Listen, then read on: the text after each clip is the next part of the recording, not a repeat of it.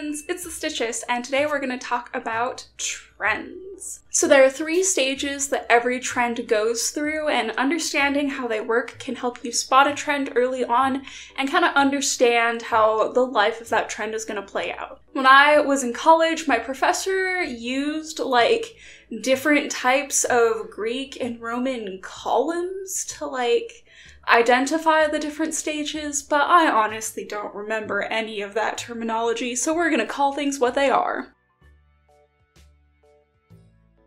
So let's start with stage 1, the early stage of development. This is when the trend is still kind of more of just a simple idea. Maybe you see a few people on Instagram wearing it, but it's not a big thing yet. It's not really defined in any way. In this stage, the trend is really just kind of a baby. Because of this, there aren't any brands selling the trend yet. Usually it's still forming as a response to another trend dying. A good example of this is when wide leg pants suddenly became popular after the death of the skinny jean.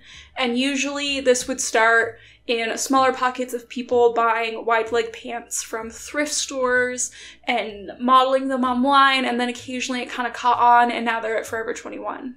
And we see this a lot before. A big brand picks up the trend. Usually it's sourced through thrifting or handmaking, sewing, altering, that sort of thing, because you obviously can't really go to the mall and buy a thing that's not a trend yet. You have to wait for it to be trendy before you can buy it at the mall. So if you want to be a trendsetter, you kind of have to be at one step ahead and finding these things in other non-mainstream places.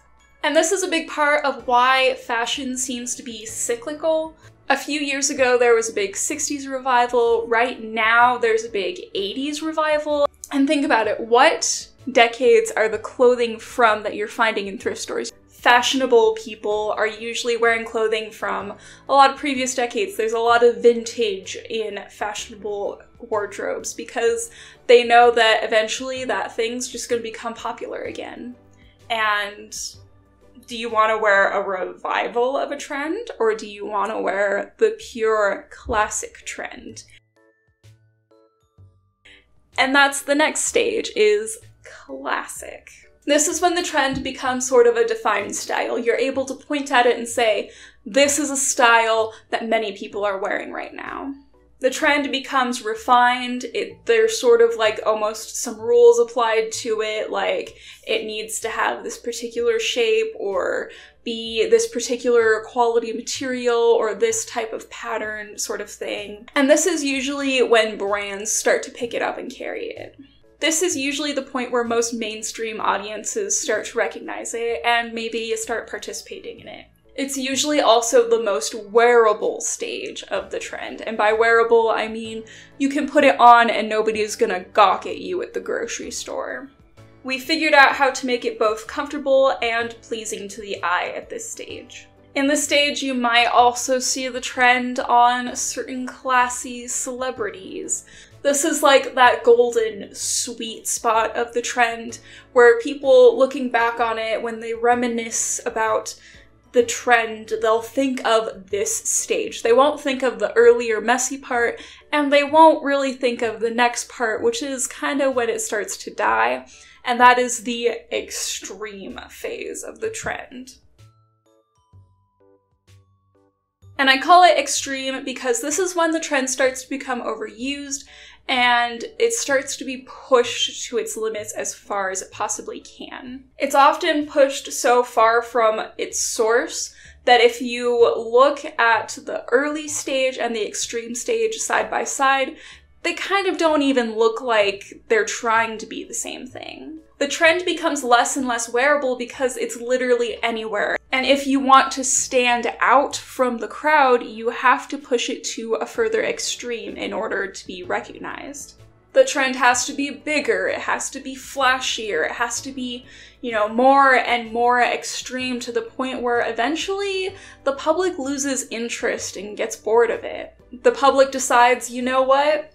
maybe we've pushed this a little bit too far, and they start to move on to the next trend. And that's when the cycle starts all over again and you find yourself in a new pattern of trends. So you can see how fashion really is something that's constantly changing, and in order to develop your own personal style, you kind of have to be willing to pass on certain trends. Because you know, eventually, you're not going to want that thing in your closet anymore. Some trends come back into style, but some trends are also like those weird 90s eyebrows where we all look back at them and say, you know what? Maybe we shouldn't have done that. So the next time you're scrolling the gram and you're seeing some outfits and you're noticing new trends growing and old trends dying, you can kind of look at it with a bit more of an informed eye, and you can participate in trends or choose to not participate in trends with a little bit more education. Because honestly, fashion is pretty predictable once you know what to look for. So that's all I have for today. I hope everybody enjoyed this, and I hope that this was educational in some way. I hope everybody has a good day, and I will see you all next time. Bye!